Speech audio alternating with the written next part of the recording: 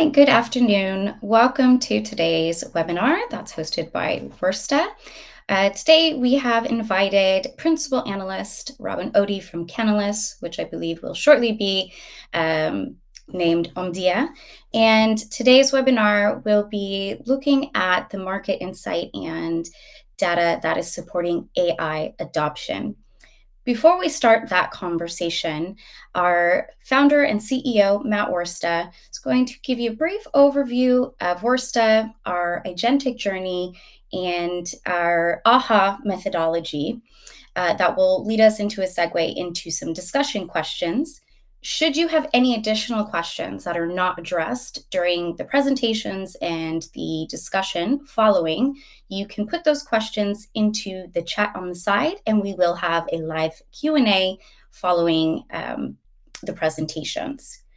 So with that, I will be handing over to Matt, who will take you on a little tour of what Worsta is, what we do, and where we're going.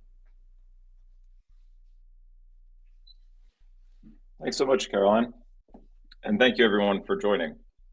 Today I want to spend just a few minutes talking to you about the agentic human augmentation protocol that we've built here at Worsta and how it impacts your business and the way that you might think about agents as the future comes on quickly.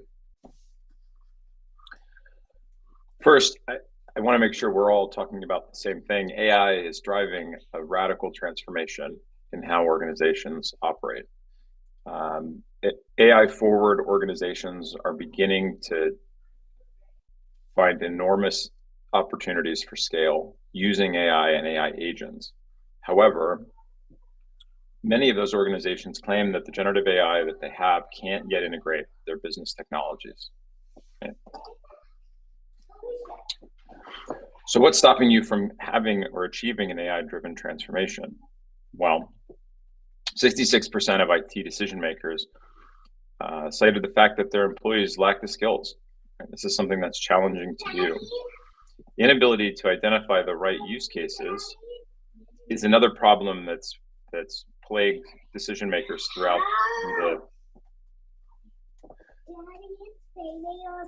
the business environment. Finally, businesses are failing to connect their AI initiatives to their KPIs. Excuse me 1 second.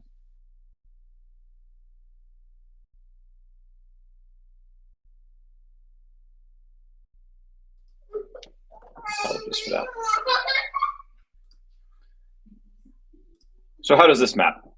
People, process, and purpose. Right? Organizations really need to be asking the right questions. Finally, I wanted to make sure that we talk briefly about this as an evolution of work. So for years, we talked about traditional automation was focused on efficiency. And generative AI, when it entered the scene, created all these new possibilities for content generation. If you might remember, there was a whole period of time where people were writing haikus in their email and other more challenging literary devices that you could have generative AI help you with. What we're entering into now is what we feel is a human augmentation period of the agentic program, where we're able to actually put different or new workflows that you wouldn't even have considered years ago in conjunction or adjacent to your existing human staff to make sure that we're combining both the strengths of a person and the strengths that AI can bring to the table.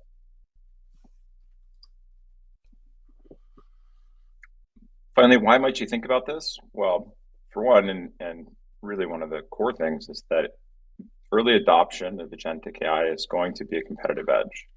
And I want to caveat that by saying early successful adoption of agentic systems is going to be a competitive edge. And what I mean by that is there's lots of sprawl right now, and there's lots of people who want you to buy their agents.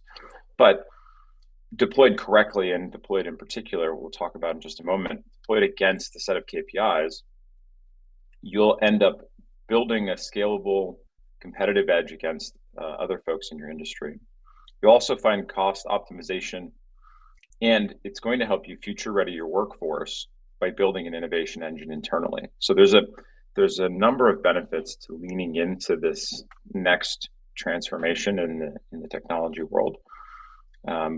But I want to get into the how just for a moment before we start the discussion. The way that we think about an agentic journey at Worsta really involves multiple distinct phases. So for any organization, we would always recommend that you start by thinking about your readiness. Where are you today? You can't know where you're going if you don't know where you start. And so having an honest look or an evaluation of your current environment, looking at your technical or data elements, right? Do you have a data lake? Is your data cleaner prepared, et cetera? But also your people, your cultural readiness, your organizational structure. These are all things that you would take into account as part of an agentic readiness rating or program that you would look at to begin the journey. After that, it's our firm belief that platform and workforce augmentation are actually the next most obvious and easiest step. So when we talk about agents in the workforce, we really mean putting platforms or programs in place to help augment your humans in different parts of the business, directly relating to their day-to-day business. We'll talk in a moment about what some of those things might be, but we're not necessarily talking about saving 10 minutes here and there, although that may be one of the downstream benefits. We're actually talking about expanding their capabilities. And so we often hear a lot of people say, oh yeah, I saved 10 minutes. And what happens to that person? Well, they may not use that 10 minutes towards something productive. That's only one half of the equation. There are multiple parts. As you're doing that, we think it's important to look at governance, security, and compliance, in particular with coming regulation and the existing security and compliance regulation. It is important to make sure that your rollout meets or follows those things. And it's important to make sure that you have a plan to enforce and advise your workforce on how to use the tools, let's say, in compliance or properly. Once those things are done, we start to enter into a period of expansion within what we consider to be the agentic universe, which involves team workflows and then later business workflows.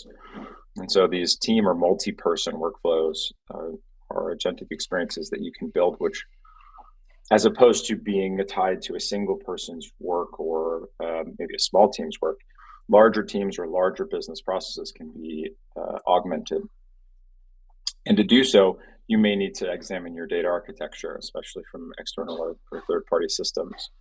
And so the following steps, workflow enhancement, that team workflow integration, and then the follow-on data architecture really gives you the power to start to have clear value-oriented business impacts using the existing data that you have inside your organization and even external or third-party data.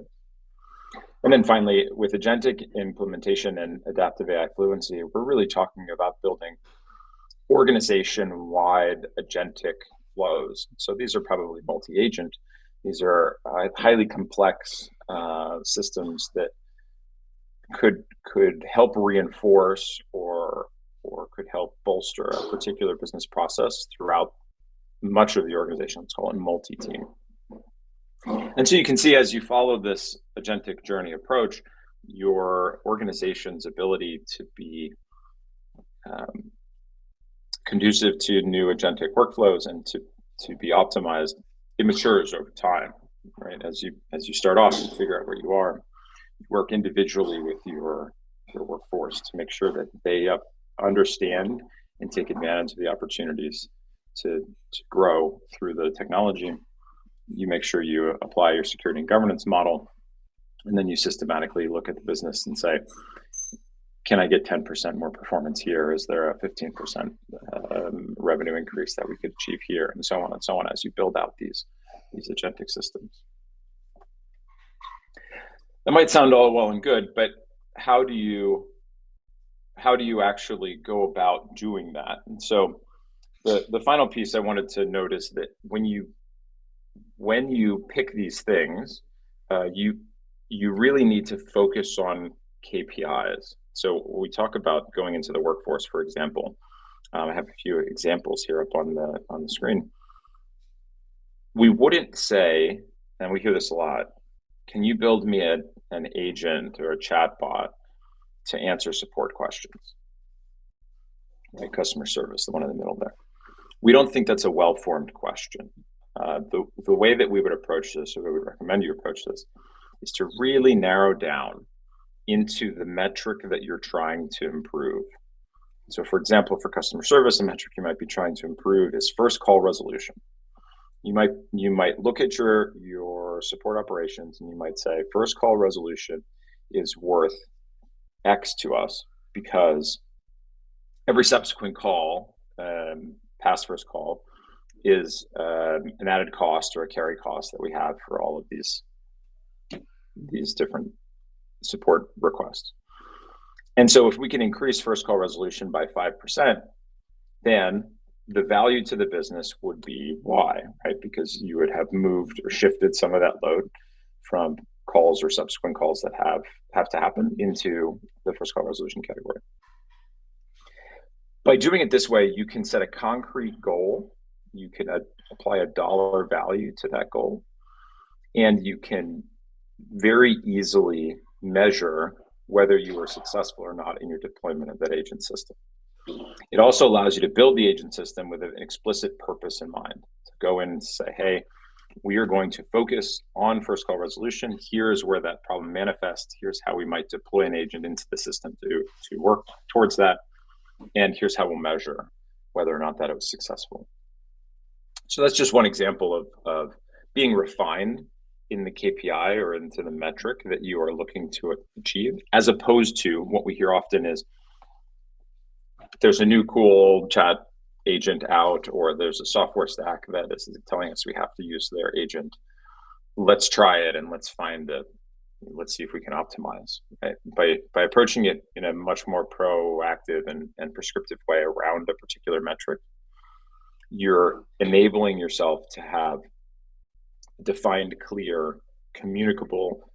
You can actually put this in an executive summary outcome that you can deliver and say, we tried this project, it cost this much, we created this much value, or we made this much money, or we saved this much money, and then move forward.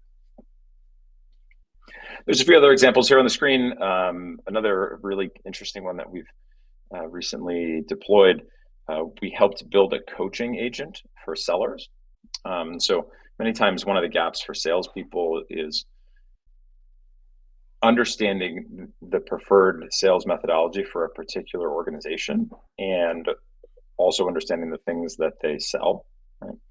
And we were able to put together a lightweight agent that provides just-in-time feedback after any recorded call. So if a call is recorded or has a transcript, then the agent will go in, look at the transcript, and produce a feedback document for the particular seller immediately after the call, so they can see you did this pretty well, you forgot this, you may have missed the opportunity to send or ask these questions. And in that scenario, with the metric we're actually focused on is performance of the seller. So with the just-in-time coach, are we able to have a 5% increase at the individual or seller level of output, right, of ability to turn a deal from prospect to close. And as you might imagine, like thinking that through, the ability to have a 5% increase in bottom line revenue as driven by salespeople who are now more knowledgeable or who are now more able in the program that you with the organization want them to be deploying is a really, really valuable tool. And it has nothing to do with time savings. And that's kind of where I was leading when we started the call. These are new opportunities to make the teams better and to augment your human workforce using agentic flows as part of that process.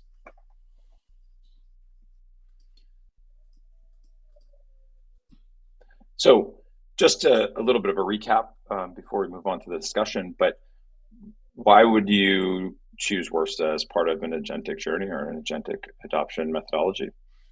We help you focus on the people. There's a lot of people-oriented challenges that come with adopting AI. We often find that just putting the tools in front of groups of people doesn't work. We're very, very focused on the process. We want to understand the things that you're trying to accomplish, and we have a great, we've been doing for a long time change management to help integrate these agentic workflows into the workflows you already have. And we're very focused, and we couldn't be more, let's say, dedicated to the idea of having a measurable KPI. Really think that the key to successful deployment, something that a lot of people are missing, are these specific KPIs that allow you to measure and communicate that measurement of that effectiveness across the organization.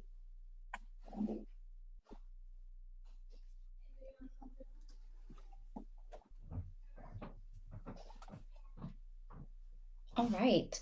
All right. Well, thank you for that overview, Matt. I think that gives a lot of kind of foundation to where we want to go with the upcoming questions. So rather than us just telling you that this is all great, obviously the proof is always in the pudding, and Robin happens to have the data that is the pudding that proves that we know what we're talking about.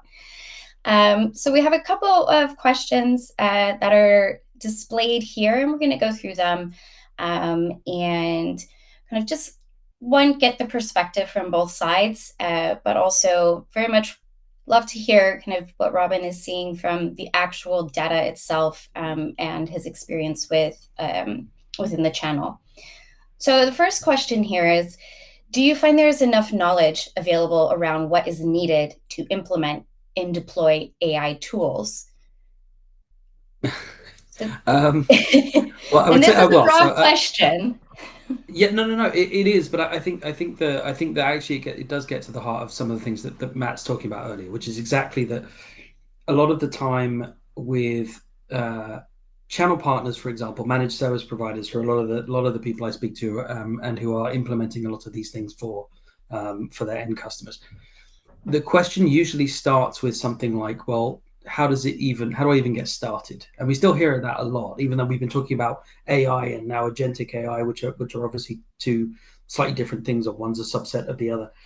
We find that how do I get started is always the first kind of barrier. And Matt's advice earlier about be very prescriptive about a number you are trying to get lower than another is kind of important. So this is where MSPs, the managed service providers, come in.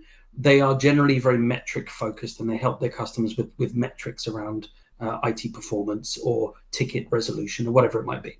So there's lots and lots of use cases around the MSP channel where people start with exactly that kind of thing, which is, okay, what could we improve with a prescriptive or deterministic workflow, for example? Well, we know that most of our tickets are password resets or MFA resets, whatever it might be. Okay, well, we actually think that this is relatively easy to use an agent for. So let's go and talk to a specialist who has specifically built agentic AI for password resets. Okay, cool. Let's go and do that. So we know that this has a project-like aspect to it.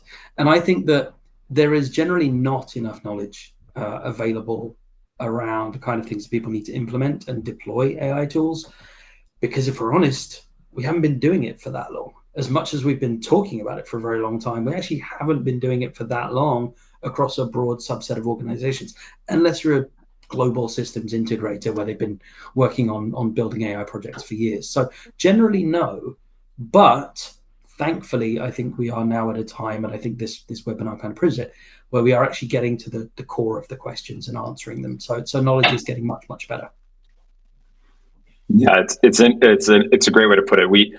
I had a saying that we were using 6 months ago. There's so much AI, or let's say generative AI sprawl, right? Everybody wants you to use their chatbot, and you can put these tools in front of users or end users, and the truth is they're designed to be easy to use, but to actually use them very well is difficult, if that makes sense. And so we used to call it prompt and pray.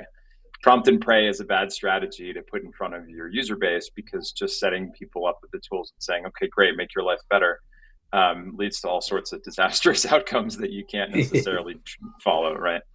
But exactly as you said, picking the thing that you know would help your business or would drive a metric up or down, right? Depending on which kind of metric it is. and then being very focused is exactly to your point, in our opinion, the right way or the best way to get the most out of that spend, right? If you're going to have the tools and you're going to spend money on them, how do we make sure that they're used in let's say an efficacious or an effective manner? Yeah, I think it speaks to also one of the stats that we'll sort of get into later, but it's also about who's involved in AI projects. So there's lots and lots of data from us and many other companies that show that a lot of AI projects generally get stuck in proof of concept. And if we're honest, most projects get stuck in proof of concept because that's kind of the way it goes, right? That's the way the funnel works. But with AI, the objections to get things getting from proof of concept to the next level are actually usually to do with the fact that the people who are submitting proofs of concept, so let's say you're a systems integrator or MSP or whoever it might be, even if it's an internal submission for proof of concept, they generally haven't done enough of these things to show, as to your point, a clear exec summary of we do this, we get this. If you haven't done that a lot, then obviously your issue is going to be, well, how do you even prove that in a relatively short slide deck to a line of business leader or even to someone in the C-suite around why they should engage any time or resource around actually getting these things done, how long it's going to take, and what your outcome's going to be. So that kind of thing is will get better over time. But I mean, realistically, I think we don't want to rush too much on many of these things. I mean, I think we all have kids, and we have to think about the AI world that they're going to be in the way that we essentially have a world that we grew up in where we didn't even have the internet when we were born, and then we eventually were at this point 20 years later. So if we imagine 10, 20 years down the line of where AI is going to be, I mean, forget about it. I remember back when we were still programming PCs on our own to get just to use a word processor. So yes, I am that old, but there you go. Yeah, definitely. Thanks for aging us there, Robin. Well, just a final note, Caroline, the number one place that we see those POCs, let's say, experience their biggest internal challenges at the CFO.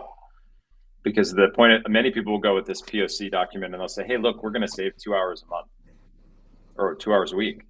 And the CFO is like, okay, well, we're not going to pay that person for 2 hours. Obviously we are. So what are they going to do with that time? How do you actually, like, who cares if they save time? And that comes up very often in a conversation, because the time savings, so to speak, or the time savings angle that often is the first nearest easiest thing to point to when we look at basic agentic systems is it's not deterministic. It doesn't say what you're going to do with that extra time. It just says that you may have more time. If you spend that time in the coffee shop, like, it doesn't necessarily benefit the business, right? It might make your life a little bit easier as the employee, but it doesn't make the business better off. And so that's why we get really focused, exactly to your point.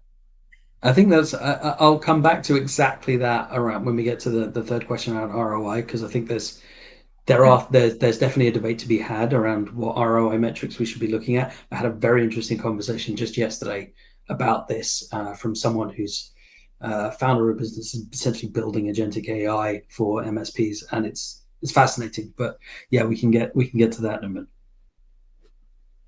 I'm glad you already have more to talk about in our future questions. So I think it's a good segue to question number 2, which is thinking more about organizations that have enough information that they've decided that this is something that they would like to pursue. They are looking for someone to help them.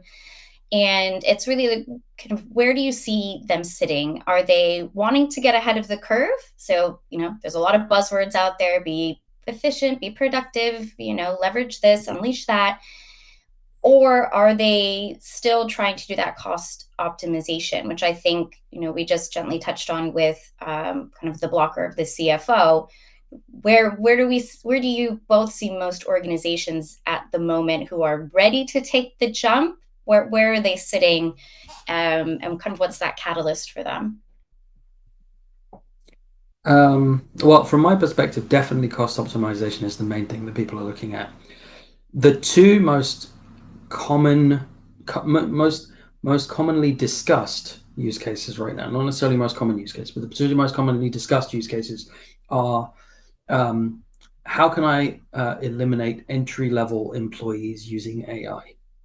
It is unfortunately a very common discussion, but we see a lot of people, usually people who aren't themselves entry-level employees, of course, saying things like, right, I've got a bunch of L1 techs who are just processing basic stuff. Could I build agents that could replace them? And then essentially it's some poor person's job to then go away and try and work out how they can get it done. Because the metric is right. It's pretty simple. We've got 4 L1 techs, 8, 12, whatever it might be. I want to cut that cost in half or remove them almost completely. Their salaries are X, and so we're going to save that amount of money. The other version is similarly on the sales side of things, or account management side of things, where you see a lot of people saying, well, I can eliminate X number of account managers from doing these basic jobs because we can automate, responses, we can automate, basic questions, we can automate license deployment, whatever it might be. And I think that generally, back to the kind of CFO angle, that's where a lot of people are looking at. But unfortunately, the only reason why that is because one, they're the easiest metrics to define, but they are unfortunately the wrong metrics to define.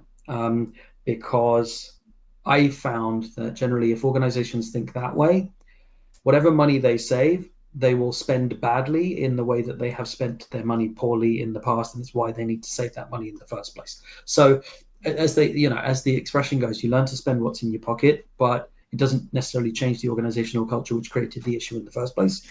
Unfortunately, getting rid of your L1 techs or your channel account managers isn't gonna help you.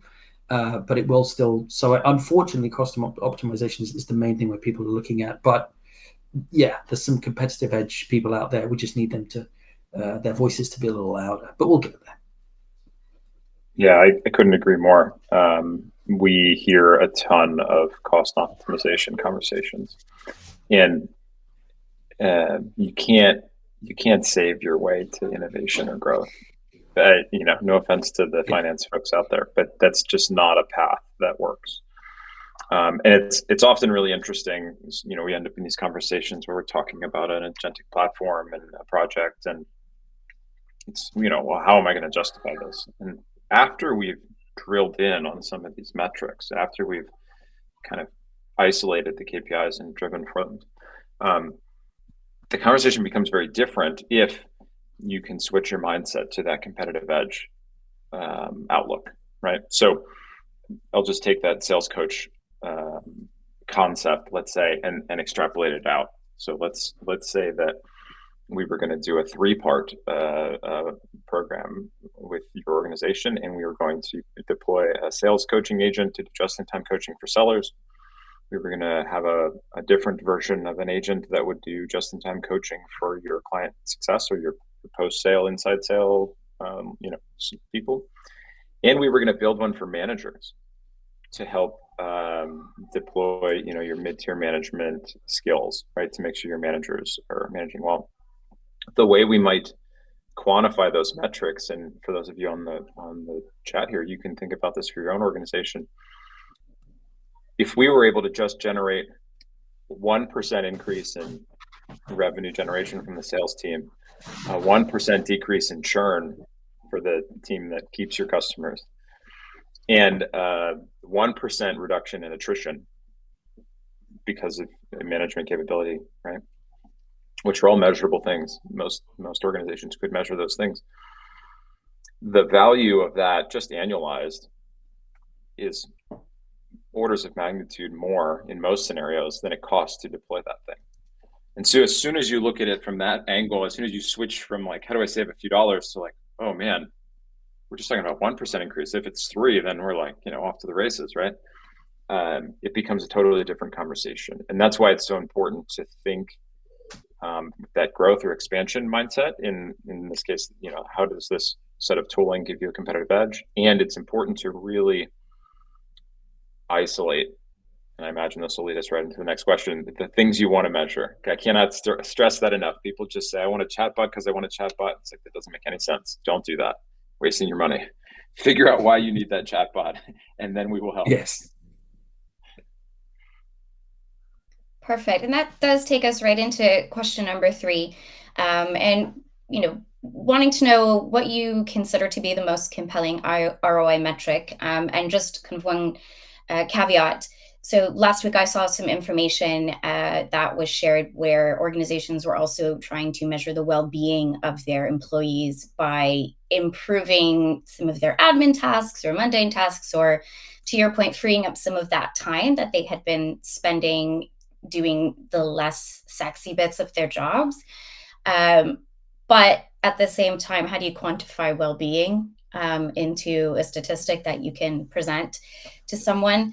But I wanted to make that comment to see if that's something, has that come up in any conversation as well? Not just let's save money, but do we want to kind of have a culture change? Yeah, so that actually brings me to the conversation I had yesterday, which is it's interesting. We didn't script this, but it does actually enter what Matt was exactly saying. We're talking about churn, right? Which is very, very important, right? But there are decades of studies of how much it costs to lose employees. Um, Generally speaking, we can measure all of the things it takes, of the time to put out the new job ad, of the time to write the job description, well, the time to get the new people in, etc., etc., etc., and the time lost, and also the relationships that you lose by losing that person that has relationships with your customers. If you imagine that you can measure that number, and then you can use exactly that kind of metric, which is, let's say my I took my account management team, or my L1, L2 tech team, whatever it might be. And MSP is a great place to look at, because generally speaking, a lot of MSP tech people complain about their jobs. They grumble. They're like, this is annoying. I hate having to do the repetitive tasks. But then they're also worried that if some of those repetitive tasks essentially get taken away, or can be automated with human assistance, rather than just kind of not having humans involved at all in some of those basic tasks and ticket resolutions, what you end up with is the idea of, well, the natural next step is, well, then therefore we save time. And to Matt's point earlier, well, if I save, say, 10 hours a week across each of my techs, that's an X amount of saving. I was talking to someone yesterday who is the kind of person you might imagine, they're in the VC space, might think kind of quite brutally about money and people and the rest of it, and not a bit of it. Their point was, if I take MSPs and I layer agentic AI on all of these MSPs in ways that are specific to each of their organizations, and they all save time, my ROI metric in that first year is the lowering of the churn of employees in those organizations. If they can retain their employees, and if they can retain all their customers, the amount of work they have to do to backfill either of those things, and there's a huge amount of customer churn in the MSP space at the moment, if they don't have to backfill those things, they start essentially at zero. And starting at zero is an incredibly strong position to be in, because most people start at -10 at some point in the year, because they have to make up customer numbers, or they have to make up people who've left.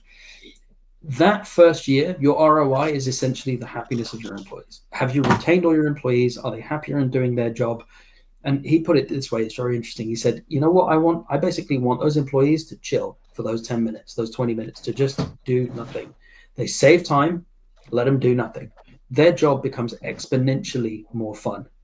Now, that organization now has people who are of a mindset to be more creative, rather than people who are basically just running to keep the lights on. That in itself is a massive ROI. Now, not everyone gets that, but believe me, if you're a manager of L1 techs or account managers, you do get it, because you really need those skills in. You don't want to lose them. So I think that when it comes to ROI metrics, time saving is a good one. But if you apply time saving to employee retention or customer retention or whatever it might be, because the worst thing you do is say, right, well, let's say I could get rid of an account manager. No, your customer likes your account managers. That's the point. What you want to do is make sure that your account manager is communicating with your customers properly, and that account manager doesn't feel like they're basically under the gun 24/7.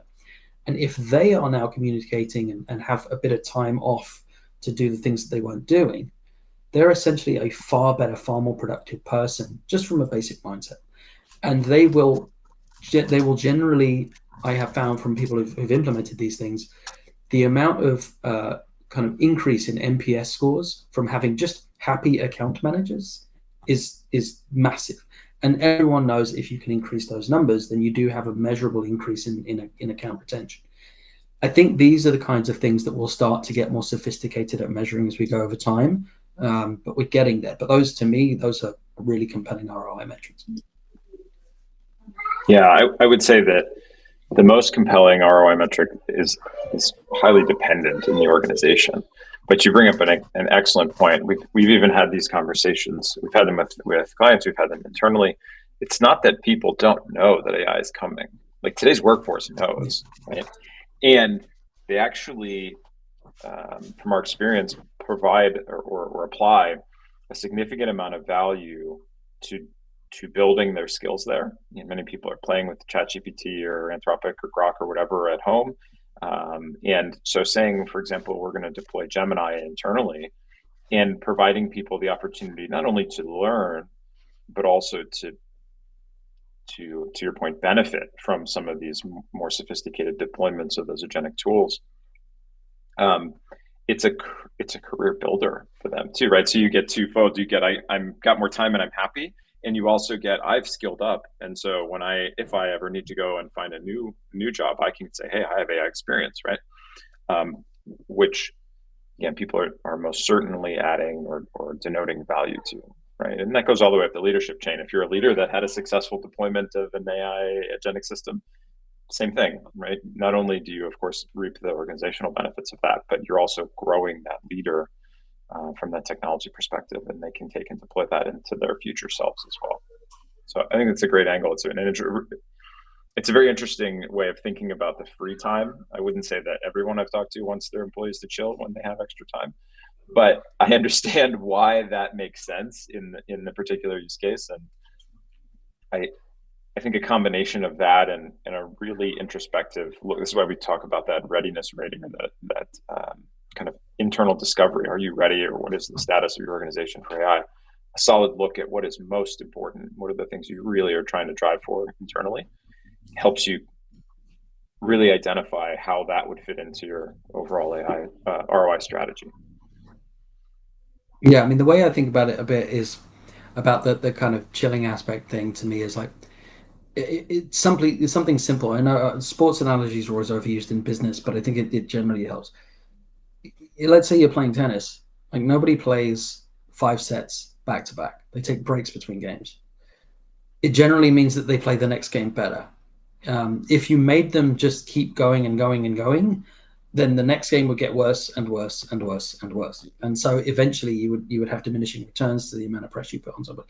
So I'd say taking a bit of time to breathe between tasks is, if we all do it, everyone does it, and you need to do it. That's the point. Your brain needs to reset. But if you do it in such a way where you feel like you're now ready to do the next task, you'll probably be faster at that next task, and you will get better and better and better rather than worse and worse and worse. So I generally look at it as saying, well, productivity can be measured in many ways, but output and quality of output are obviously pretty important. How you get there, I mean, every organization has to determine it for themselves. Fantastic. Just a reminder as well to our attendees, if you have questions that occur to you during these conversations, please do feel free to put them in the chat, and we'll get to them once we've finished through these. So question number 4, and I think kind of we've heard a lot about the chatbots and agents, but is that the sentiment? Is it all agents, chatbots, sitting and having a chat with your computer every morning while you have coffee? Or do we see organizations who want to see it through a lens of more complexity and saying, okay, we've been doing something extremely manually for years, and is there a way that we can automate this? Some conversations that our team here in the UK have run into is everyone just thinks we're going to slap a chatbot onto your website and that's AI for you, when obviously we know in reality there's much more behind that. But kind of, what is that general sentiment that you've seen across the board so far? Well, from my sense, I would say that a lot of the current noise is around, certainly in my sector, is around automating slow processes using AI tools. or automating relatively simple deterministic processes using AI tools. But that is absolutely not true of everyone. I know that a lot of people still think that things like AI chatbots or response systems, or essentially, automated versions of like a ServiceNow or whatever it might be, are quite key. I do think that there are things that there is value to those things, because it is true that sometimes you just need a quick answer, or you need to quickly deal with a thing. But ultimately, the differentiation of companies is usually in their people. And the way that you know that is because people who are networking with others generally do better on the sales side of things than those who rely on a purely digital path or route to sales.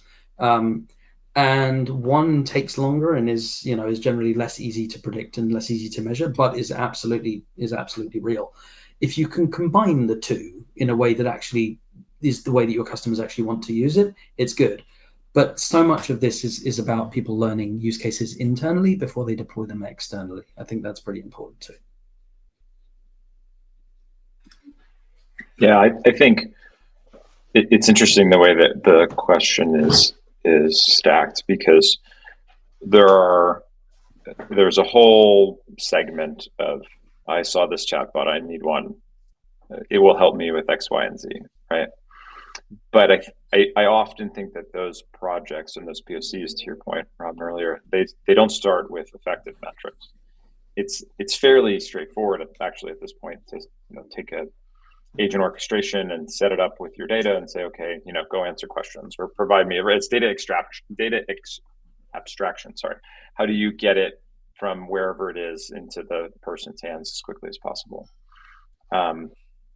And I agree. I do think those things have some value as long as you identify what that is first, and you really get focused on it. When we start talking about automating historically slow processes, we just had this great conversation with a firm. They get 250 emails a day.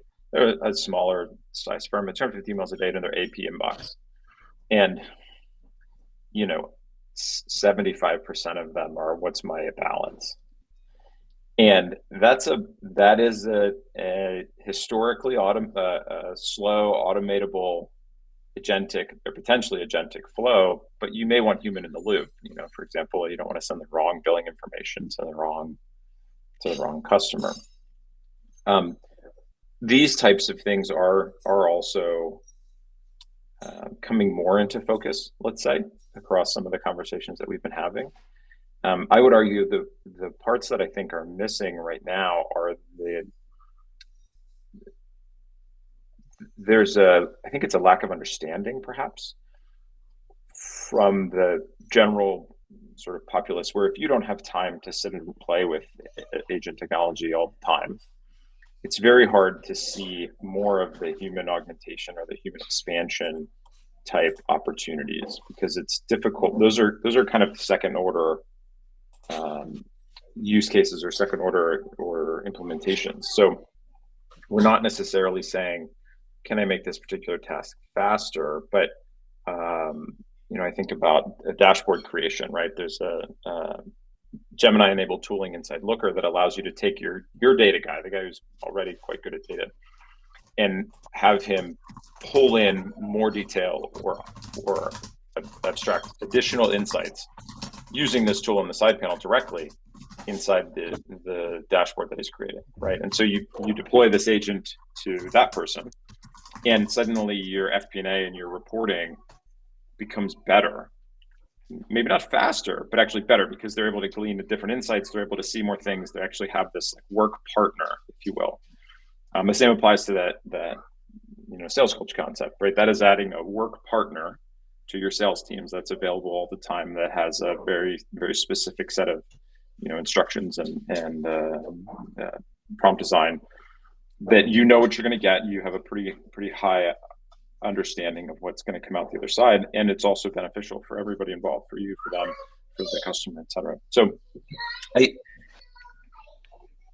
in answer to the direct question, is it chatbots or is it automations? I think there's a little bit of both right now. We're seeing the automations for historically slower processes come more into focus, and we're trying to continue to urge our clients and organizations to think about the augmentation approach as a third order type situation. We're like, yes, you could have a chatbot, and we could start to figure out how that chatbot would, answer support questions for you or something, right? And you could automate in like continued example the AP inbox to some extent, maybe with a little bit of human in the loop, so you don't have a compliance issue.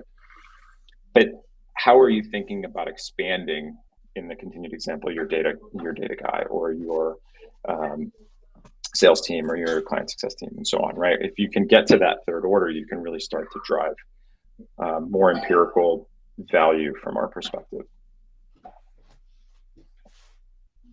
Fantastic. We've just got a few minutes left. I think we've had a really fruitful conversation.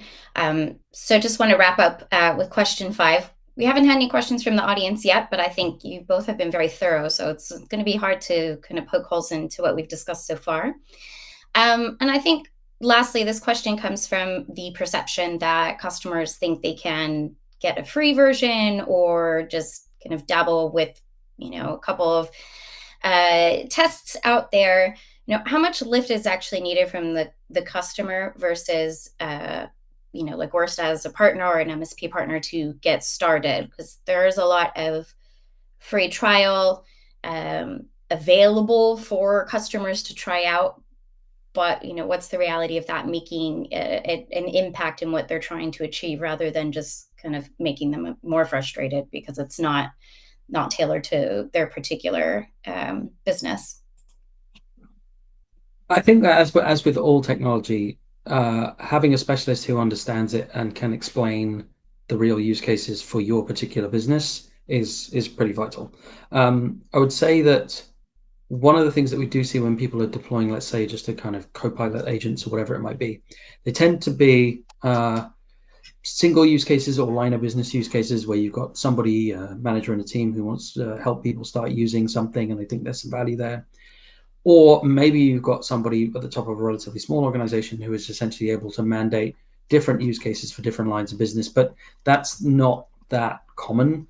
Generally, having an organization-wide AI practice generally means a relatively horizontal use of the AI rather than a specific use of it, unless you've got someone who's really pretty savvy.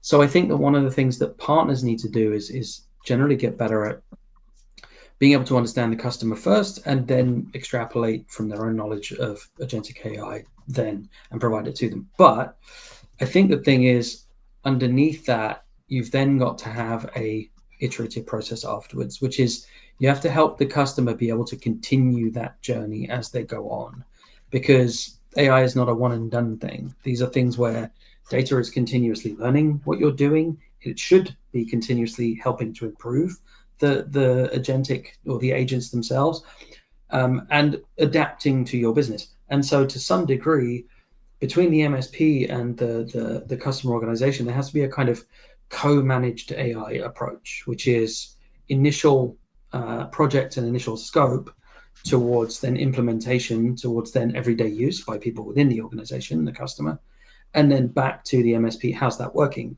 How can we adapt that? How can we change that? Okay, well, that was good for then. What's good for now? And potentially, how can we expand it? So there's a couple of different ways in which both partners and customers need to improve. And I mean, our data shows it for sure.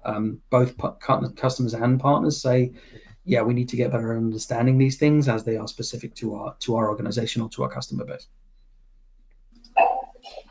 I love the way you put that too, because it is a different conversation that we end up having with clients. We can't just say, you know what, this is the agent framework that's going to work for you. And anybody who is saying that, I would be suspicious of, not because I don't think that there's value in those frameworks, but if you don't take the time first to know the business, to know that client, can't say it enough, to talk about those KPIs, then it's really hard to say there's a one size fits all, right? It's very hard to say like, oh, this is the one, right? It's gonna have to be Copilot or Gemini or ChatGPT or Agentforce or you pick it, right? There's 50 million of them, and so I would say that it is incumbent upon the client to say, this is what I care about. A little bit of here's a broad understanding of our business and the flows that we have and what drives revenue for us. Right? It's one of the biggest things that we talk about. And then to your point, it's incumbent on the partner to bring that agentic experience and say, okay, we've heard you and we understand this, and we think you might want to start here. and then we could go here and so on. And to your later point, for better or for worse, traditional change management still applies. You still need to make sure it gets into the hand of the end user. You still have to make sure that the end user uses it. You still have to make sure that your outcomes are what you would expect, right? And there's even some basic stuff that people don't necessarily think about, but traditional break fix support, for example, really doesn't cover prompt diagnostics, right? If someone calls a traditional break fix support line and says, man, I wrote this prompt and I didn't get what I thought I was going to get, you're going to get some funny answers on the other end, right? And so when you're talking about the future of technology and thinking about how to support these things for the long term, for us, it's like, we had to spend a significant amount of time earlier this year because, to your point, it's all new technology, figuring out how to have a prompt support channel, how to have a line of business for us to support a client who has started to roll out AI and has client end user questions come in. Oh man, I ran the coach and it gave me a bunch of bogus information. What is this, right? Or I've never heard this thing before. Like, what came out or what happened or what was wrong, right? So I do think that it is a balance. I think more than a traditional IT deployment, it's important for the client side to understand that knowledge and really understanding of their business is relevant to deploy the right thing, so to speak. And of course, the partner with their agentic expertise, it's incumbent upon them to help document, align, and then do the QA and the end user testing, so to speak, on fit and finish, if you will, of the system. Right? And lastly, you're not wrong. Every 2 months, something changes. These will be things that evolve and continue to evolve. I think the frameworks are pretty well solidified now, but the tooling will get better. The ability to deploy that tooling will get better. And so it is not, even more so than let's say cloud technologies, deploying agentic systems are really something that you want a quarterly or a semi-annual measurement process. This is part of that governance piece where you say, look, we understand that this worked in January. Let's check it in June. Yeah. Make sure there's not a better way, make sure there's not a tuning of it, so to speak, that could be done, and so on and so on. Fantastic. Well, thank you to both for your time and allowing us to kind of dive into some of these different questions and bring your perspectives. So we haven't had any additional questions, so I think that should be seen as you've done a fantastic job addressing quite a wide range of topics. And hopefully that will have our attendees kind of thinking about their own agentic journey and what they would like to measure or what's important to them in their business. We do have additional slides from Robin that can be shared following the webinar, because we're at time now. And this webinar will also be available on demand in the next few days if you'd like to revisit anything that was discussed today. So with that, we'd like to say thank you for everyone who has joined. For joining us. It was a pleasure to bring you into the Worsta world and have your insights and data support to what we've been telling our customers. So it doesn't look like we're just saying it's great. There's some actual data that's sitting behind that and supporting it.